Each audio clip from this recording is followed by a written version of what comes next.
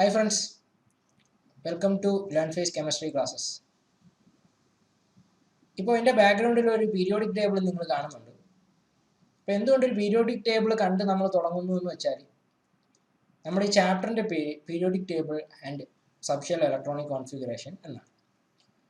അപ്പോൾ അതിൽ periodic table എന്താണ്? പീരിയോഡിക് ടേബിളിനെ പറ്റി നിങ്ങൾ കുഞ്ഞു ക്ലാസ്സുകളിലൊക്കെ കണ്ടിട്ടുണ്ടാവും. സബ്ഷെൽ ഇലക്ട്രോണിക് കോൺഫിഗറേഷൻ ആദ്യമായിട്ട് കേൾക്കുന്ന കാര്യമായിരിക്കും. അത് നമ്മൾ ഈ ചാപ്റ്ററിൽ പുതിയതായിട്ട് പഠിക്കുന്ന ഒരു കാര്യമാണ്. അപ്പോൾ ഞാൻ പീരിയോഡിക് ടേബിൾ കൊണ്ട് തുടങ്ങിയത് എന്താണെന്ന് പറഞ്ഞാൽ ഈ ഒരു ഇമേജ് നമുക്ക് പല സാഹചര്യങ്ങൾ മുന്നോട്ട് നമ്മൾ പഠിക്കുമ്പോൾ പല സ്ഥലത്തും ഈ ഇമേജ് നമുക്ക് വീണ്ടും ഒന്ന് നോക്കേണ്ടി വരും. ഓക്കെ, അപ്പോൾ ഞാൻ ജസ്റ്റ് അതൊന്ന് നിങ്ങൾക്കൊന്ന് ഇൻട്രൊഡ്യൂസ് ചെയ്ത് തരാൻ വേണ്ടിയിട്ട് കാണിച്ചു എന്നേ ഉള്ളൂ. നമുക്കിനി നമ്മുടെ ചാപ്റ്ററിലേക്ക് കടക്കാം. നമ്മുടെ ചാപ്റ്ററിലേക്ക് കടക്കുമ്പോൾ നമുക്ക് ആദ്യം ബോർ ആറ്റം മോഡൽ എന്താണെന്ന് നോക്കാം. ആറ്റത്തിൻ്റെ സ്ട്രക്ചർ ഒരുപാട് സയൻറ്റിസ്റ്റുമാർ, ഒരുപാട് കെമിസ്റ്റുകൾ അവരവരുടേതായ രീതിയിൽ പ്രപ്പോസ് ചെയ്തു. ആറ്റത്തിൻ്റെ സ്ട്രക്ചർ ഇങ്ങനെയാണ്, അപ്പോൾ മറ്റൊരാൾ പറഞ്ഞു അങ്ങനെയല്ല ഇങ്ങനെയാണ്. അപ്പോൾ അവരുടെ എക്സ്പെരിമെൻറ്റുകളിലൂടെ അവർ പല രീതിയിൽ ആറ്റത്തിൻ്റെ സ്ട്രക്ചറിനെ ഡിസ്ക്രൈബ് ചെയ്തിട്ടുണ്ട്. അതിൽ നമ്മൾ ഏറ്റവും അക്സെപ്റ്റബിൾ ആയിട്ട് നമ്മൾ ഏറ്റവും ഫ്രീക്വൻ്റ് ആയിട്ട് യൂസ് ചെയ്യുന്നത് ബോറിൻ്റെ ആറ്റം മോഡലാണ്. അദ്ദേഹം പറഞ്ഞു ആറ്റം, എല്ലാ വസ്തുക്കളും ആറ്റംസ് കൊണ്ടാണ് ഉണ്ടാക്കിയിരിക്കുന്നതെന്ന് നമുക്കറിയാം. അദ്ദേഹം പറഞ്ഞത് ആറ്റത്തിന് ഒരു കേന്ദ്രമുണ്ട്, ഒരു സെന്റർ ഉണ്ട്. ആറ്റത്തിന്റെ ആ സെന്ററിനെ നമ്മൾ എന്ത് വിളിക്കുന്നു? ന്യൂക്ലിയസ് എന്ന് വിളിക്കുന്നു. അപ്പൊ ന്യൂക്ലിയസിനെ നിങ്ങൾക്ക് ഈ ഇമേജിൽ കാണാം. Then electrons are revolving around the nucleus in A fixed circular path. ഈ ന്യൂക്ലിയസിന് ചുറ്റും, ഇപ്പൊ സണ്ണിന് ചുറ്റും നമ്മുടെ പ്ലാനറ്റ്സ് ഒക്കെ നമ്മൾ കുഞ്ഞു ക്ലാസ്സിൽ പഠിച്ചതാണ്, ബോറടിക്കണ്ട. ന്യൂക്ലിയസിന് ചുറ്റും ഇലക്ട്രോൺസ് റിവോൾവ് ചെയ്യുന്നു. സണ്ണിന് ചുറ്റും നമ്മുടെ പ്ലാനറ്റ്സ് റിവോൾവ് ചെയ്യുന്ന, എർത്ത് ഉൾപ്പെടെയുള്ള പ്ലാനറ്റ്സ് റിവോൾവ് ചെയ്യുന്ന പോലെ ന്യൂക്ലിയസിന് ചുറ്റും എന്ത് സംഭവിക്കുന്നു? ഇലക്ട്രോൺസ്, നെഗറ്റീവ് ചാർജുള്ള ഇലക്ട്രോൺസ് കറങ്ങിക്കൊണ്ടിരിക്കുന്നു. ദെൻ ഈ ഇലക്ട്രോൺസ് കറങ്ങുന്ന, ഈ ഇലക്ട്രോൺസ് റൊട്ടേറ്റ് ചെയ്യുന്ന ഈ പാത്തിനെ നമ്മൾ എന്ത് വിളിക്കുന്നു? ദേ ആർ ഓർബിറ്റുകൾ അല്ലെങ്കിൽ ഷെല്ലുകൾ എന്ന് വിളിക്കുന്നു, അല്ലെങ്കിൽ എനർജി ലെവൽ എന്നും വിളിക്കുന്നു. അത് നമ്മൾ വലിയ ക്ലാസ്സിൽ എത്തുമ്പോൾ ആ ടേം ഉപയോഗിച്ചാൽ മതി. അപ്പോൾ ന്യൂക്ലിയസ് എന്ന് പറയുന്നൊരു സെന്റർ ഉണ്ട്. ആ സെന്ററിന് ചുറ്റും ഇലക്ട്രോൺസ് കറങ്ങിക്കൊണ്ടിരിക്കുന്നു, റിവോൾവ് ചെയ്തുകൊണ്ടിരിക്കുന്നു. And the circular path are called എന്താണ്? ഓർബിറ്റുകൾ അല്ലെങ്കിൽ shells. Orbits or shells. Okay ആണല്ലോ. അപ്പൊ ഷെൽസ് ആണ് ഇപ്പോൾ ഇമേജിൽ കാണുന്നത്. ന്യൂക്ലിയസ് ഉണ്ട്, ന്യൂക്ലിയസിന് ചുറ്റും ഓർബിറ്റുകളുണ്ട്. ആ ഓർബിറ്റുകളിൽ എന്തുണ്ട്? ഇലക്ട്രോൺസ്. ഈ ഗ്രീൻ കളർ ഡോട്ടുകളായിട്ട് കാണുന്നത് എന്താണ്? ഇലക്ട്രോൺസ് ആണ്. ഇലക്ട്രോൺസ് എന്ത് ചെയ്യുന്നു? ഒരു ഫിക്സഡ് പാത്തിലൂടെ റൊട്ടേറ്റ് ചെയ്തുകൊണ്ടിരിക്കുന്നു. Then these shells are named as K, L, M, N or 1, 2, 3, 4 etc. ന്യൂക്ലിയസിന്റെ ഏറ്റവും അടുത്തിരിക്കുന്ന ഷെല്ല് നിങ്ങൾ ഇമേജ് നോക്കുകയാണെങ്കിൽ കാണാം. ന്യൂക്ലിയസുമായി ഏറ്റവും അടുത്തിരിക്കുന്ന ഷെല്ലിന് നമ്മൾ എന്ത് ഷെൽ എന്നാണ്? ആ ഷെല്ലിന്റെ പേരെന്താണ്? K shell. അല്ലെങ്കിൽ നമുക്ക് എന്ത് പറയാം? ഷെൽ നമ്പർ 1 എന്ന് പറയാം. അടുത്ത രണ്ടാമത്തെ ഷെല്ലിനെ നമ്മൾ എന്ത് വിളിക്കുന്നു? L shell or shell number 2. മൂന്നാമത്തെ ഷെല്ലിനെ നമ്മൾ എന്ത് വിളിക്കുന്നു? M shell or shell number 3. അപ്പൊ ഇത്രയും കാര്യങ്ങളാണ് ബോർ പറഞ്ഞതിൽ പ്രധാനമായിട്ടും നമുക്ക് നോക്കി വെക്കേണ്ട കാര്യങ്ങൾ. എന്തൊക്കെയാണ്? ഒന്ന്, ആറ്റത്തിന്റെ സെന്ററിൽ ന്യൂക്ലിയസ് ഇരിക്കുന്നു. ന്യൂക്ലിയസിന് ചുറ്റും ഇലക്ട്രോണുകൾ ചുറ്റിക്കറങ്ങിക്കൊണ്ടിരിക്കുന്നു. ആ കറങ്ങുന്ന പാത്തിനെ നമ്മൾ ഓർബിറ്റ് അല്ലെങ്കിൽ ഷെൽ എന്ന് വിളിക്കുന്നു. പിന്നെ ഈ ഓരോ ഷെല്ലിന്റെയും പേര് എങ്ങനെയായിരുന്നു? കെ, എൽ, എം, എൻ അല്ലെങ്കിൽ 1, 2, 3, 4 എക്സെട്ര. അങ്ങനെയാണ് ഷെല്ലുകൾക്ക് പേര് കൊടുക്കുന്നത്. ഇതാണ് നമ്മുടെ ലൂയി ബോർ നമുക്ക് പറഞ്ഞു തന്നത്. ഓക്കെ, ഇനി നമ്മൾ പഠിക്കാൻ പോകുന്നത് ഇലക്ട്രോണിക് കോൺഫിഗറേഷൻ ആണ്. അപ്പൊ ഇവിടെ number of electron in each shell എന്ന് പറയുന്നത് 2n² ആണ്. അതായത് നമ്മളിപ്പോ തൊട്ട് മുമ്പേ പഠിച്ചു, ഓരോ ഷെല്ലിലും ഇലക്ട്രോണുകൾ കറങ്ങിക്കൊണ്ടിരിക്കുന്നു അല്ലേ? അപ്പൊ first shell K shell. K shell ഇപ്പൊ ഒരു ആറ്റത്തിന് 15 ഇലക്ട്രോൺ ഉണ്ട് എന്ന് വിചാരിക്കുക. എങ്കിൽ ഈ 15 ഇലക്ട്രോണും ഫസ്റ്റ് കെ ഷെല്ലിൽ ആയിരിക്കില്ല റൊട്ടേറ്റ് ചെയ്യുന്നത്. ഇപ്പൊ നിങ്ങൾ തൊട്ട് മുമ്പത്തെ ഇമേജ് ഒന്ന് നോക്കിക്കഴിഞ്ഞാൽ നിങ്ങൾക്ക് കാണാൻ സാധിക്കും.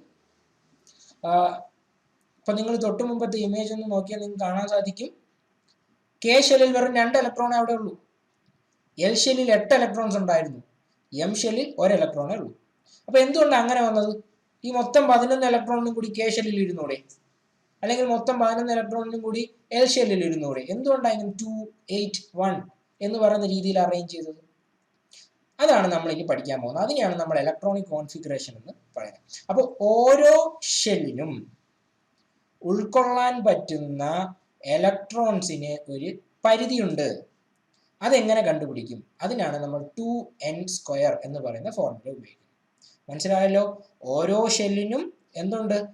അതിൽ ഉൾക്കൊള്ളാൻ പറ്റുന്ന, അതിന് എന്താണ് അക്കോമഡേറ്റ് ചെയ്യാൻ പറ്റുന്ന ഇലക്ട്രോൺസിന് ഒരു ലിമിറ്റ് ഉണ്ട്. ഇഷ്ടം നമുക്ക് തോന്നുന്ന പോലെ ഇലക്ട്രോൺസിനെ അതിനെ അക്കോമഡേറ്റ് ചെയ്യാൻ പറ്റില്ല. അത് കണ്ടുപിടിക്കാനാണ് നമുക്കൊരു ഫോർമുല ഉള്ളത്, ദാറ്റ് ഈസ് 2n². നമുക്ക് നോക്കാം, കണ്ടുപിടിക്കാം. കെ ഷെല്ലിൽ എത്ര ഇലക്ട്രോൺ ഇരിക്കാൻ സാധിക്കും? എന്നിന് പകരം നമ്മൾ 1 എന്ന് സബ്സ്റ്റിറ്റ്യൂട്ട് ചെയ്യുക. അപ്പോൾ 2 × 1². 1² എത്രയാണ്? 1 തന്നെയാണ്. അപ്പോൾ 2 × 1 ദാറ്റ് ഈസ് 2 ഇലക്ട്രോൺസ്. ഇതിന്റെ അർത്ഥം എന്താ? ഒരു ആറ്റത്തിന്, ഒരു എലമെന്റിന് 15 ഇലക്ട്രോൺ ഉണ്ടെങ്കിൽ ആ 15-ൽ വെറും 2 പേരെ മാത്രമേ കെ ഷെല്ലിൽ ഇരുത്താൻ പറ്റൂ. മനസ്സിലാവുന്നുണ്ടല്ലോ? ദെൻ സെക്കൻഡ് ഷെൽ എൽ ഷെല്ലാണ്. അവിടെ നമ്മൾ എന്നിന് പകരം 2 എന്ന് കൊടുക്കുന്നു. 2 × 2², 2 × 4 ദാറ്റ് ഈസ് 8 ഇലക്ട്രോൺസ്. അപ്പോൾ എൽ ഷെല്ലിൽ എത്ര ഇലക്ട്രോണോ ഉണ്ടായിക്കോട്ടെ, നമുക്ക് എൽ ഷെല്ലിൽ എത്ര ഇലക്ട്രോൺസിനെ ഇരുത്താൻ പറ്റൂ? വെറും 8 ഇലക്ട്രോൺസിന് മാത്രം. M shell is 2 × 3² that is equal to 3² 9 ആണ്. 2 × 9 ഈക്വൽ ടു 18. അപ്പോൾ ഇങ്ങനെയാണ് പോകുന്നത്. അപ്പോൾ ഒരു ആറ്റത്തിന്റെ ഓർബിറ്റിൽ അല്ലെങ്കിൽ ഷെല്ലിൽ എത്ര ഇലക്ട്രോൺ ഉൾക്കൊള്ളുന്നു എന്ന് കണ്ടുപിടിക്കണമെങ്കിൽ നമ്മൾ എന്ത് ചെയ്താൽ മതി? എന്നിന്റെ സ്ഥാനത്ത് 2n² എന്ന് പറയുന്ന ഫോർമുലയിൽ എന്നിന്റെ സ്ഥാനത്ത് ആ ഷെല്ലിന്റെ നമ്പർ കൊടുത്താൽ മതി. ഇപ്പോൾ ഞാനിവിടെ എൻ ഷെല്ല് കാണിച്ചിട്ടില്ല. എൻ ഷെൽ അല്ലെങ്കിൽ 4th ഷെൽ, അവിടെ എത്ര ഇലക്ട്രോൺസ് ഉണ്ടെന്ന് എങ്ങനെ കണ്ടുപിടിക്കും? 2 × 4² ചെയ്താൽ മതി. അപ്പോൾ ഇങ്ങനെയാണ് number of electrons which can be accommodated in each shell നമ്മൾ കണ്ടുപിടിക്കുന്നത്. അപ്പോൾ ഇത് വെച്ചിട്ട് നമുക്ക് 1-2 എക്സാമ്പിൾസ് ഇവിടെ ചെയ്ത് നോക്കാം. സോഡിയം, Na എന്ന് പറഞ്ഞാൽ സോഡിയമാണ്, നമുക്ക് എല്ലാവർക്കും അറിയാം. അപ്പോൾ സോഡിയത്തിന്റെ താഴെ 11 എന്ന് പറയുന്ന ഒരു നമ്പർ നിങ്ങൾക്ക് കാണാമല്ലോ. കാണാം. 11 എന്ന് പറയുന്ന നമ്പർ എന്തിനാണ് സൂചിപ്പിക്കുന്നത്? അതെ, അറ്റോമിക് നമ്പറിനെയാണ് സൂചിപ്പിക്കുന്നത്. അപ്പോൾ സോഡിയത്തിന്റെ അറ്റോമിക് നമ്പർ 11 ആണ്. അറ്റോമിക് നമ്പർ 11 ആണ് എന്ന് പറഞ്ഞാൽ അതിനർത്ഥം എന്താ? സോഡിയത്തിന് മൊത്തം 11 ഇലക്ട്രോൺസ് ഉണ്ട്. എങ്ങനെയാണ്? സോഡിയത്തിന് മൊത്തം 11 ഇലക്ട്രോൺസ് ഉണ്ട്. ഓക്കെ, ഈ 11 ഇലക്ട്രോണിനെ എങ്ങനെ സോഡിയം അക്കോമഡേറ്റ് ചെയ്യും? ഇപ്പോൾ ഞാനിവിടെ കാണിച്ചിട്ടുണ്ട്, സോഡിയത്തിൽ ഹാസ് ടോട്ടൽ ഓഫ് 11 ഇലക്ട്രോൺസ്. ഇനി ബോർ പറഞ്ഞ മോഡൽ അനുസരിച്ച് സോഡിയത്തിന് ഒരു ന്യൂക്ലിയസ് ഉണ്ടാകും. സോഡിയം ഒരു എലമെന്റ് ആണ്, അപ്പോൾ അതിന് ഒരു ന്യൂക്ലിയസ് ഉണ്ടാകും. ആ ന്യൂക്ലിയസിന് ചുറ്റും ഷെല്ലുകളും ഉണ്ടാകും. ഇനി 11 ഇലക്ട്രോൺസ് നിങ്ങൾക്ക് അവിടെ കാണാമോ? കാണാം. ഗ്രീൻ കളറിലുള്ള 11 ഇലക്ട്രോൺസ് ആണ് പുറത്ത് കാണുന്നത്. നമ്മൾ ഓരോ ഇലക്ട്രോണിനായിട്ട് ഓരോ ഷെല്ലിലേക്ക് കടത്താൻ പോവുകയാണ്. കെ ഷെല്ലിൽ 2 ഇലക്ട്രോൺ ആണ്, നമുക്കറിയാം. 2 × 1² ദാറ്റ് ഈസ് ഈക്വൽ ടു 2. അപ്പോൾ 11 എണ്ണം ഉള്ളതിൽ 2 എണ്ണം നമ്മൾ എന്ത് ചെയ്തു? കെ ഷെല്ലിലേക്ക് കൊടുത്തു. ദെൻ എൽ ഷെല്ലിൽ എത്ര ഇലക്ട്രോൺസിനെ വരെ കൊടുക്കാം? 8 ഇലക്ട്രോണിനെ വരെ കൊടുക്കാം. അപ്പോൾ ബാക്കിയുള്ള 9 എണ്ണത്തിൽ 8 എണ്ണത്തിന് നമ്മൾ എന്ത് ചെയ്തു? എൽ ഷെല്ലിലേക്ക് കൊടുത്തു. അപ്പോൾ ഇനി ബാക്കി എത്ര ഇലക്ട്രോണാ? 1 ഇലക്ട്രോൺ ആണ്. Then M shell equal to 18 electron വരെ കൊടുക്കാനുള്ള കപ്പാസിറ്റി ഉണ്ടെങ്കിലും നമ്മൾ അവിടെ എത്ര ഇലക്ട്രോണേ ഉള്ളൂ? ബാക്കി സോഡിയത്തിന് ഒരെണ്ണമേ ഉള്ളൂ. അതുകൊണ്ട് നമ്മൾ ആ ഒരെണ്ണത്തിനെ അവിടെ കൊടുത്തു. അപ്പോൾ സോഡിയത്തിന്റെ സ്ട്രക്ചർ ഓഫ് ആറ്റം, സോഡിയത്തിന്റെ ആറ്റത്തിന്റെ സ്ട്രക്ചർ എന്ന് പറയുന്നതാണ് ഞാനിപ്പോൾ ഇവിടെ കാണിച്ചിരിക്കുന്നത്. അപ്പോൾ എന്താണ്? കെ ഷെല്ലില് മാക്സിമം 2 ഇലക്ട്രോൺസ് ആണ് കൊടുക്കാൻ പറ്റുന്നത്. സോഡിയത്തിന്റെ 11-ൽ നിന്ന് 2 എണ്ണം നമ്മൾ കെ ഷെല്ലിൽ കൊടുത്തു. എൽ ഷെല്ലിൽ മാക്സിമം 8 ഇലക്ട്രോൺ കൊടുക്കാം. സോഡിയത്തിന് ഇനി 9 എണ്ണം ബാക്കിയുണ്ട്, അതിൽ 8 എണ്ണം നമ്മൾ അവിടെ കൊടുത്തു. എം ഷെല്ലിൽ മാക്സിമം 18 എണ്ണം കൊടുക്കാം. നമുക്ക് എത്ര എണ്ണം കൊടുത്താൽ മതി? ഒരെണ്ണം കൊടുത്താൽ മതി. ആ 1 ഇലക്ട്രോണിനെ അവിടെ കൊടുത്തു. അപ്പോൾ സോഡിയത്തിന്റെ എക്സാമ്പിൾ ഒക്കെ ആണല്ലോ. അപ്പോൾ സോഡിയത്തിന്റെ ഇലക്ട്രോണിക് കോൺഫിഗറേഷൻ നമ്മൾ എങ്ങനെ എഴുതും? It is 2, 8, 1. അപ്പോൾ write the electronic configuration of sodium എന്ന് പറഞ്ഞാൽ ദാറ്റ് ഈസ് 2, 8, 1. ഓക്കെ, ദെൻ ഇനി നമുക്ക് അടുത്തൊരു എക്സാമ്പിളിലേക്ക് പോകാം. This is fluorine. ഫ്ലൂറിന്റെ താഴെ 9 എന്ന് പറയുന്ന നമ്പർ ഉണ്ട്.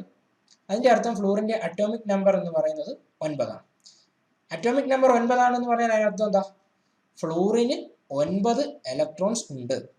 ആ 9 ഇലക്ട്രോണിനെ എങ്ങനെ എല്ലാം ഷെല്ലിലേക്ക് കൊടുക്കാം? അതാണ് നമ്മൾ ഇനി കാണാൻ പോകുന്നത്. ബോർ പറഞ്ഞതുപോലെ ന്യൂക്ലിയസ് ഉണ്ട്, ഷെല്ലുകളും ഉണ്ട്. 9 ഇലക്ട്രോൺസിനെയും നിങ്ങൾക്ക് മുകളിൽ കാണാമല്ലോ. ഓക്കെ, ഇനി ഈ 9 ഇലക്ട്രോണിനെ നമ്മൾ എങ്ങനെ കൊടുക്കും? ഫ്ലൂറിന്റെ കെ ഷെല്ലിൽ എത്ര ഇലക്ട്രോൺ ഇരിക്കാനുള്ള കപ്പാസിറ്റി ഉണ്ട്? അതെ, 2 ഇലക്ട്രോൺ ഇരിക്കാനുള്ള കപ്പാസിറ്റി ഉണ്ട്. അപ്പോൾ നമ്മൾ എന്ത് ചെയ്തു? മുകളിൽ കാണിച്ചിരിക്കുന്ന 9-ൽ നിന്ന് 2 ഇലക്ട്രോണിനെ കെ ഷെല്ലിലേക്ക് കൊടുത്തു. ഇനി അടുത്തത് എൽ ഷെല്ലിൽ 8 പേർക്കുള്ള കപ്പാസിറ്റി ഉണ്ട്. 8 ഇലക്ട്രോണിന് ഇരുത്താനുള്ള സ്ഥലമുണ്ട്. പക്ഷേ ഫ്ലൂറിന് ഇനി വെറും 7 ഇലക്ട്രോണേ ഉള്ളൂ. അപ്പം നമുക്ക് എന്ത് ചെയ്യാം, ആ 7 പേരെയും എടുത്ത് എൽ ഷെല്ലിലേക്ക് കൊടുക്കാം. അപ്പൊ ഇനി ഒരു ഷെല്ല് വരയ്ക്കേണ്ട ആവശ്യമുണ്ടോ? സോഡിയത്തിനായിരുന്നെങ്കിൽ 3 ഷെല്ല് ഉണ്ടായിരുന്നു, KLM എന്ന് പറയുന്ന 3 ഷെല്ല് ഉണ്ടായിരുന്നു. അതേസമയം ഫ്ലൂറിന് അങ്ങനെ ഒരു ഷെല്ല് വരയ്ക്കേണ്ട ആവശ്യമുണ്ടോ? ഇല്ല. കാരണം എന്താ, സെക്കൻഡ് ഷെല്ലായപ്പോൾ തന്നെ ഫ്ലൂറിന്റെ എല്ലാ ഇലക്ട്രോൺസും നമുക്ക് അക്കോമഡേറ്റ് ചെയ്യാൻ പറ്റി. അപ്പൊ ഫ്ലൂറിന്റെ ഇലക്ട്രോണിക് കോൺഫിഗറേഷൻ എഴുതുക എന്ന് പറഞ്ഞാൽ നിങ്ങൾ എന്താ എഴുതേണ്ടത്? That is 2,7. മനസ്സിലാവുന്നുണ്ടല്ലോ? ഇതുവരെയുള്ള കാര്യങ്ങൾ നമ്മൾ കുഞ്ഞു ക്ലാസ്സുകളിൽ പഠിച്ചതാണ്. ഓർമ്മയില്ലാത്തവർ അല്ലെങ്കിൽ മറന്നുപോയവരുണ്ടെങ്കിൽ ഇപ്പോൾ ഓർമ്മിക്കുക, ഇനി മറക്കരുത്. ഇനി നമ്മൾ കടക്കാൻ പോകുന്നത് പുതിയ ഒരു ടോപ്പിക്കിലേക്കാണ്, ദാറ്റ് ഈസ് സബ്ഷെൽസ്. ഈ സബ്ഷെൽസ് എന്ന് പറയുന്ന കാര്യങ്ങൾ നിങ്ങൾ ആദ്യമായിട്ട് കേൾക്കുന്നതായിരിക്കും, ഇതിനു മുമ്പ് കേട്ടിട്ടുണ്ടാകാൻ സാധ്യത. എന്താണ് ഈ പറയുന്ന സബ്ഷെൽസ്? ഞാനൊരു എക്സാമ്പിൾ ആദ്യം പറയാം. നിങ്ങളിപ്പോൾ 10ാം ക്ലാസ്സിലാണ് പഠിക്കുന്നത്. നിങ്ങളുടെ സ്കൂളിൽ ചെല്ലുമ്പോൾ 10ാം ക്ലാസ് അല്ലെങ്കിൽ 10th സ്റ്റാൻഡേർഡ് എന്ന് പറയുമ്പോൾ അവിടെ ഒരൊറ്റ ക്ലാസ് ആയിരിക്കില്ല ഉണ്ടാകുന്നത്, അല്ലേ? 10A ഉണ്ടാവും, 10B ഉണ്ടാവും, 10C ഉണ്ടാവും, 10D ഉണ്ടാവും, അങ്ങനെ ഇഷ്ടംപോലെ ഡിവിഷൻസ് ഉണ്ടാവും. ഈ എല്ലാ ഡിവിഷൻസിനെയും കൂടെ ചേർത്ത് നമ്മൾ എന്ത് പറയും? 10th സ്റ്റാൻഡേർഡ് എന്ന് പറയും. അപ്പോൾ കുറെ സബ് ക്ലാസ്സുകൾ ചേരുമ്പോൾ ഒരു വലിയ ക്ലാസ്സായി 10th സ്റ്റാൻഡേർഡ് എന്ന് പറയുന്ന ഒരു ക്ലാസ്സായി. അതുപോലെയാണ് നമ്മൾ ഇത്രയും നാൾ പഠിച്ചിരുന്നത്. ഷെൽ എന്ന് പറഞ്ഞാൽ, ഇപ്പൊ K ഷെൽ എന്ന് പറഞ്ഞാൽ ഒരെണ്ണേ ഉള്ളൂ, L ഷെൽ എന്ന് പറഞ്ഞാൽ ഒരൊറ്റ ഷെല്ലേ ഉള്ളൂ, M ഷെൽ എന്ന് പറഞ്ഞാൽ ഒരൊറ്റ ഷെല്ലേ ഉള്ളൂ എന്നാണ്. എന്നാൽ അങ്ങനെ അല്ല. ഓരോ ഷെല്ലിലും ഇപ്പോൾ 10ാം ക്ലാസ്സിൽ കുഞ്ഞു കുഞ്ഞു ഡിവിഷൻസ് ചേർന്ന് വരുമ്പോൾ 10ാം ക്ലാസ് ആയി. അതുപോലെ each main shell have sub shells or sub energy levels. ഓരോ ഷെല്ലിനും എന്തുണ്ട്? സബ് ഷെല്ലുകളുണ്ട്. ഷെല്ലിനകത്ത് സബ് ഷെല്ലുകളുണ്ട് എന്ന് വിചാരിച്ചാൽ മതി. അപ്പോൾ 10th സ്റ്റാൻഡേർഡിന് പല ഡിവിഷൻസ് ഉണ്ടെന്ന് ഞാൻ പറഞ്ഞതുപോലെ ഓരോ ഷെല്ലിനും നമ്മളിപ്പോൾ പഠിച്ച K shell, L shell, M shell, ഇവർക്ക് എല്ലാവർക്കും എന്തുണ്ട്? അവരുടെ ഉള്ളിൽ സബ് ഷെല്ലുകളുണ്ട്. ഇവിടെ ഒരു ടേബിൾ നിങ്ങൾക്ക് കാണാം. ഓരോ ഷെല്ലുകളും അവയിൽ അടങ്ങിയിരിക്കുന്ന സബ് ഷെല്ലുകൾ. K എന്ന് പറയുന്ന മെയിൻ ഷെൽ, അവനാകെ ഒരേ ഒരു സബ് ഷെല്ലേ ഉള്ളൂ, ദാറ്റ് ഈസ് ആ സബ് ഷെല്ലിനെ വിളിക്കുന്ന പേര് S. ഇപ്പൊ 10th സ്റ്റാൻഡേർഡ് 10A മാത്രമേ ഉള്ളൂ. അതുപോലെ അപ്പൊ 10th സ്റ്റാൻഡേർഡും 10A എന്ന് പറയുന്ന ഡിവിഷനും. അതുപോലെ K ഷെല്ലിന് S എന്ന് പറയുന്ന സബ് ഷെല്ല് മാത്രമേ ഉള്ളൂ. ഓക്കെ ആണല്ലോ? L ഷെൽ, L ഷെൽ എന്ന് പറയുന്നത് ഇപ്പൊ 9th സ്റ്റാൻഡേർഡിൽ 2 ഡിവിഷൻ ഉണ്ട്, 9A 9B. അതുപോലെ L ഷെൽ, നമ്മുടെ സെക്കൻഡ് ഷെല്ലിന് 2 സബ് ഷെൽ ഉണ്ട്, that is S sub shell and P sub shell. മനസ്സിലാവുന്നുണ്ടല്ലോ? കൺഫ്യൂഷൻ വരുന്നത്. നമ്മുടെ മൂന്നാമത്തെ ഷെല്ലായ M ഷെൽ, 3 സബ് ഷെൽസ് ചേരുമ്പോഴാണ് നമ്മുടെ M ഷെൽ ഉണ്ടാകുന്നത്. ആരൊക്കെയാണ് ആ 3 സബ് ഷെല്ലുകൾ? S, P and D. മനസ്സിലാവുന്നുണ്ടല്ലോ? നാലാമത്തെ ഷെല്ലായ N ഷെൽ, 4 സബ് ഷെല്ലുകൾ ചേരുമ്പോഴാണ് ഉണ്ടാകുന്നത്.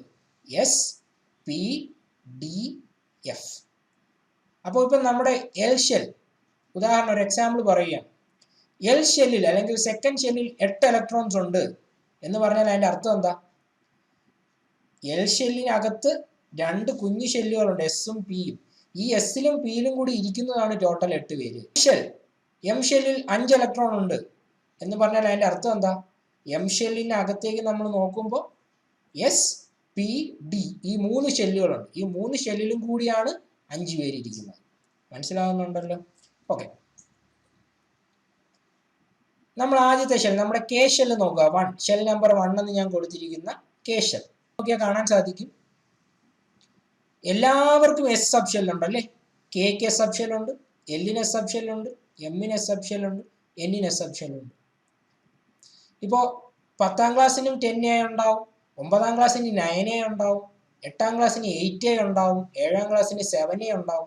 അപ്പോൾ എല്ലാ ക്ലാസ്സുകൾക്കും A എന്ന് പറയുന്ന ഡിവിഷൻ ഉണ്ടാവും അല്ലേ? അപ്പൊ നമ്മൾ എങ്ങനെ തിരിച്ചറിയും? അതിനാണ് ഇനി നിങ്ങൾ കാണുന്നത്. K ഷെല്ലിന്റെ അല്ലെങ്കിൽ ഷെൽ നമ്പർ 1ന്റെ S സബ് ഷെൽ ആണെങ്കിൽ നമ്മൾ അതിനെ എങ്ങനെയാണ് ഡിനോട്ട് ചെയ്യുന്നത്? 1S എന്ന് ഡിനോട്ട് ചെയ്യും. സെക്കൻഡ് ഷെല്ലായ L ഷെൽ, അതിനെ ഞാൻ shell number 2, main shell number 2 എന്ന് കൊടുത്തിട്ടുണ്ട്. അതിന്റെ S സബ് ഷെല്ലിനെ നമ്മൾ എങ്ങനെയാണ് വിളിക്കുന്നത്? വെറും S എന്നല്ല, 2S എന്ന് വിളിക്കും. അവന്റെ P സബ് ഷെല്ലിനെ നമ്മൾ എങ്ങനെ വിളിക്കും? 2P എന്ന് വിളിക്കും. മനസ്സിലാവുന്നുണ്ടല്ലോ? ഇപ്പൊ 10ാം ക്ലാസ്സിന്റെ A ഡിവിഷനെ നമ്മൾ 10A എന്ന് പറയും. 10ാം ക്ലാസ്സിന്റെ B ഡിവിഷനെ നമ്മൾ 10B എന്ന് പറയും.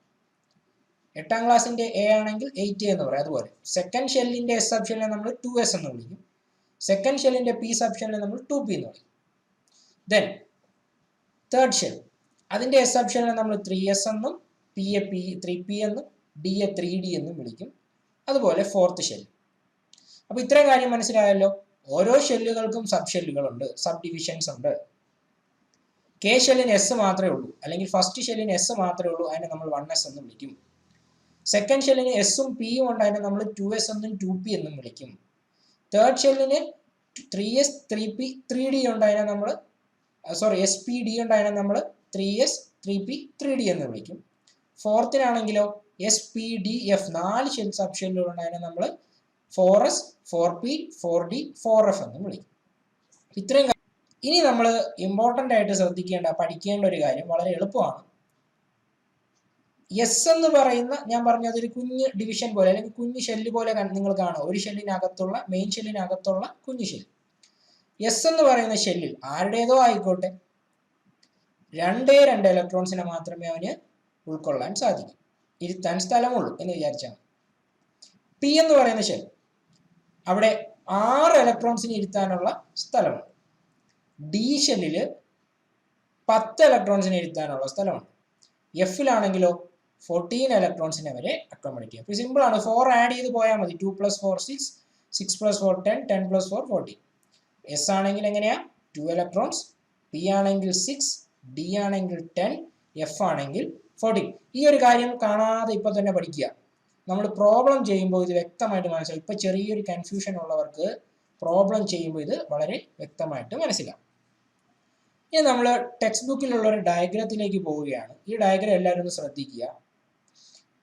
1S 2S 2P 3S 3P 3D 4S 4P 4D 4F 5S 5P 5D 5F.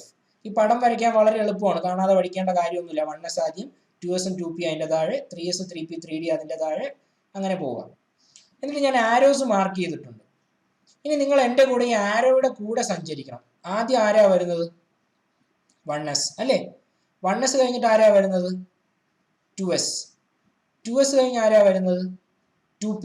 അത് കഴിഞ്ഞ് 3S. അത് കഴിഞ്ഞ് 3P. ആരോയുടെ ഡയറക്ഷനിൽ നോക്കുക. 4S. അത് കഴിഞ്ഞ് 3D 4P 5S. എന്തിനാണ് ഞാനിത് പറയുന്നതെന്ന് വെച്ചാൽ നമുക്ക് പ്രോബ്ലം ചെയ്യുമ്പോൾ നിങ്ങൾക്ക് അത് ഡീറ്റെയിൽഡ് ആയിട്ട് മനസ്സിലാവും. അപ്പോൾ ഈ ഒരു ഡയഗ്രത്തിൽ നിന്ന് നമ്മളൊരു ഒരു സീരീസ് ഒബ്റ്റെയിൻ ചെയ്തു. അതാണ് നിങ്ങളിപ്പോൾ മോളിൽ കാണുന്നത്. ആ ഓർഡർ നമ്മൾ ബൈഹാർട്ട് ചെയ്യേണ്ട ഒരു കാര്യമാണ്. ബൈഹാർട്ട് ചെയ്യണം എന്ന് പറയുമ്പോൾ പേടിക്കണ്ട, നമ്മൾ ഒരുപാട് എക്സാമ്പിൾസ്, ചുമ്മാ ടെക്സ്റ്റ് ബുക്കിൽ കുറേ എക്സാമ്പിൾസ് ഉണ്ട്. ആ എക്സാമ്പിൾസ് എല്ലാം തനിയെ ചെയ്യുമ്പോൾ ഓട്ടോമാറ്റിക്കലി നമ്മൾ ഈ ഓർഡർ അങ്ങ് കാണാതെ പഠിച്ചോളൂ. പേടിക്കണ്ട, എല്ലാ കുട്ടികളും പഠിക്കും, ഉറപ്പാണ്. ആ സീരീസ് ഒന്ന് ഓർഡർ ഒന്ന് നോക്കിക്കേ. 1S 2S 2P 3S 3P 4S 3D 4P 5S 4D 5P 4F. അപ്പോൾ നിങ്ങൾക്ക് ആദ്യമൊക്കെ ഒരു കറക്റ്റ് ഓർഡർ ഉണ്ട്. പക്ഷെ 3P കഴിഞ്ഞിട്ട് 3Dക്ക് പകരം 4S വന്നിരിക്കുന്നു. എന്തുകൊണ്ടാണ് അങ്ങനെ? ഇവിടെ 3P കഴിഞ്ഞ് 4S വരാൻ കാരണം 3Dയെക്കാളും 3D എന്ന് പറയുമ്പോൾ ആരാ? തേർഡ് ഷെല്ലിന്റെ ഡി സബ് ഷെൽ, അവനെക്കാളും 4Sന് എനർജി കുറവാണ്. അപ്പോൾ എനർജിയുടെ ഇൻക്രീസിങ് ഓർഡറിലാണ് നമ്മൾ ഈ ഒരു സീരീസ് ഒബ്റ്റെയിൻ ചെയ്യുന്നത്. അതൊക്കെ നിങ്ങൾ അത് ഒരുപാട് ആലോചിച്ച് തല പുകയ്ക്കേണ്ട, നമുക്ക് പ്രോബ്ലം ചെയ്യുമ്പോൾ അത് ഡീറ്റെയിൽഡ് ആയിട്ട് മനസ്സിലാവും. അപ്പോൾ നമുക്ക് 1-2 എക്സാമ്പിൾസ് ചെയ്ത് നോക്കാം. അപ്പോൾ എക്സാമിന് ക്വസ്റ്റ്യൻ ചോദിക്കുന്നത് ഇങ്ങനെയായിരിക്കും.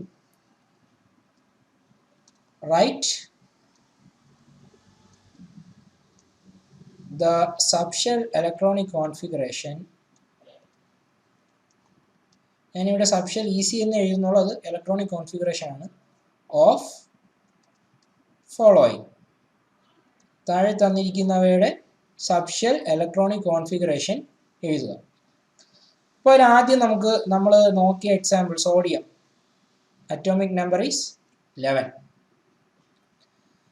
അപ്പോൾ ഇവിടെ ചെയ്യേണ്ടത്, ഇതിൽ നിന്ന് നമുക്ക് മനസ്സിലാക്കേണ്ടത് സോഡിയത്തിന് 11 ഇലക്ട്രോൺസ് ഉണ്ട്. ഈ 11 ഇലക്ട്രോണിനെ നമ്മൾ എങ്ങനെ സബ്ഷെല്ലുകൾക്ക് കൊടുക്കും? നമ്മൾ ആ ഡയഗ്രം നിങ്ങൾ എല്ലാവരും ഒന്ന് നോക്കുക. ആ ഡയഗ്രത്തിൽ ആദ്യം വന്ന ആളാരായിരുന്നു? 1S. അതിലാർക്കും ഡൗട്ടില്ലല്ലോ. ഇനി വീണ്ടും പുറകിലേക്ക് പോവുക. നമ്മൾ എസ് സബ്ഷെല്ലിൽ എത്ര ഇലക്ട്രോൺ ഉൾക്കൊള്ളാനുള്ള കപ്പാസിറ്റി ഉണ്ടെന്ന് പഠിച്ചു? 2. അപ്പോൾ അതിന് മുകളിൽ ഞാനൊരു 2 എന്ന് എഴുതി. അപ്പോൾ 11ൽ 2 ഇലക്ട്രോൺ ഞാൻ 1s കൊടുത്തു. ഇനി ഡയഗ്രത്തിലേക്ക് വരിക. 1s കഴിഞ്ഞാൽ ആരായിരുന്നു? 2s. അപ്പോൾ ഞാൻ 2s എഴുതി. അതും s ആണ് അല്ലേ? എസ് സബ്ഷെല്ലിൽ മാക്സിമം എത്ര ഇലക്ട്രോൺസിനുള്ള കപ്പാസിറ്റി ഉണ്ട്? 2 ഇലക്ട്രോൺസ്. അവിടെ ഞാനൊരു 2 കൊടുത്തു. ദെൻ ഡയഗ്രത്തിലേക്ക് പോവുക. 2s കഴിഞ്ഞ് ആരാണ് വരുന്നത്? 2p. 2p. പിയിൽ മാക്സിമം എത്ര ഇലക്ട്രോൺസാ? 6 ഇലക്ട്രോൺസ്. അപ്പോൾ ഞാൻ 6 അവിടെ എഴുതി. അപ്പോൾ ടോട്ടൽ എത്രയായി? 2 + 2 4, 4 + 6 10. ഇനി സോഡിയത്തിന് എത്ര ഇലക്ട്രോണേ ഉള്ളൂ? 1 ഇലക്ട്രോൺ. ഡയഗ്രത്തിലേക്ക് പോവുക. 2p കഴിഞ്ഞ് ആരാ വരുന്നത്? 3s. എസ്സിൽ മാക്സിമം 2 എണ്ണത്തിനുള്ള കപ്പാസിറ്റി ഉണ്ട്, പക്ഷേ സോഡിയത്തിന് ഇനി 1 എണ്ണമേ ബാക്കിയുള്ളൂ. അപ്പോൾ ആ 1 ഞാൻ അവിടെ എഴുതി. ഓക്കെ ആണല്ലോ? അപ്പോൾ ഇങ്ങനെയാണ് സബ്ഷെൽ ഇലക്ട്രോണിക് കോൺഫിഗറേഷൻ എഴുതുന്നത്. നമുക്ക് ഒരു എക്സാമ്പിൾ കൂടി നോക്കാം. Nitrogen and atomic number is 7. നൈട്രജൻ്റെ അറ്റോമിക് നമ്പർ 7 ആണ്. 7 ഇലക്ട്രോൺസ് ഉണ്ട്. ആദ്യം ആരാ വരുന്നത്? ഇനി പതുക്കെ പതുക്കെ നമ്മുടെ ഡയഗ്രത്തിലേക്ക് നോക്കുന്നത് നിർത്തണം, കാണാതെ പഠിക്കണം. ആദ്യം 1s ആണ്. എസ്സിൽ 2 ഇലക്ട്രോൺസ് ഇടാം. ദെൻ 2s ആണ്. എസ്സിൽ 2 ഇലക്ട്രോൺസ് ഇടാം. മൊത്തം 4 ആയി. ഇനി 3 ഇലക്ട്രോണേ ബാക്കിയുള്ളൂ. അടുത്ത് വരുന്നത് 2p ആണ്. പിയിൽ 6 എണ്ണത്തിനുള്ള കപ്പാസിറ്റി ഉണ്ട്, പക്ഷെ 6 എണ്ണമായിട്ട് ഇവിടെ 10 ഇലക്ട്രോൺ ആയി പോകും. നമുക്ക് എത്ര എണ്ണം മതി? 3 എണ്ണം മതി. ഓക്കെ ആണല്ലോ? ഒരു എക്സാമ്പിൾ കൂടി ചെയ്യാം. ക്ലോറിൻ അറ്റോമിക് നമ്പർ എത്രയാ? 17. ക്ലോറിൻ്റെ സബ്ഷെൽ ഇലക്ട്രോണിക് കോൺഫിഗറേഷൻ നമുക്ക് എഴുതാം. ആദ്യം 1s ആണ് വരുന്നത്. അവിടെ 2 ഇലക്ട്രോൺ. ദെൻ 2s വരുന്നു, 2 ഇലക്ട്രോൺ. 2p 6, 3s 2. ഇപ്പോൾ എത്രയായി മൊത്തം? 2 + 2 4, 4 + 6 10, 10 + 2 12. ഇനി 5 ഇലക്ട്രോൺ വേണം. 3s കഴിഞ്ഞ് ആരാ വരുന്നത്? 3p. 3p 5. പിയിൽ 6 ഇലക്ട്രോണിനുള്ള കപ്പാസിറ്റി ഉണ്ടെങ്കിൽ നമുക്ക് എത്ര എണ്ണം കൊടുത്താൽ മതി? 5 എണ്ണം കൊടുത്താൽ മതി. അപ്പോൾ ഈ ഒരു രീതി ഉപയോഗിച്ച് കോപ്പറിനും ക്രോമിയത്തിനെയും ഒഴിച്ച് ബാക്കി എല്ലാ എലമെന്റ്സിനെയും നമുക്ക് സബ്ഷെൽ ഇലക്ട്രോണിക് കോൺഫിഗറേഷൻ കൊടുക്കാം. അപ്പോൾ എന്തുകൊണ്ട് കോപ്പറിനും ക്രോമിയത്തിനും കൊടുക്കുന്നില്ല? അത് നമുക്ക് നെക്സ്റ്റ് ക്ലാസ്സിൽ ഡിസ്കസ് ചെയ്യാം.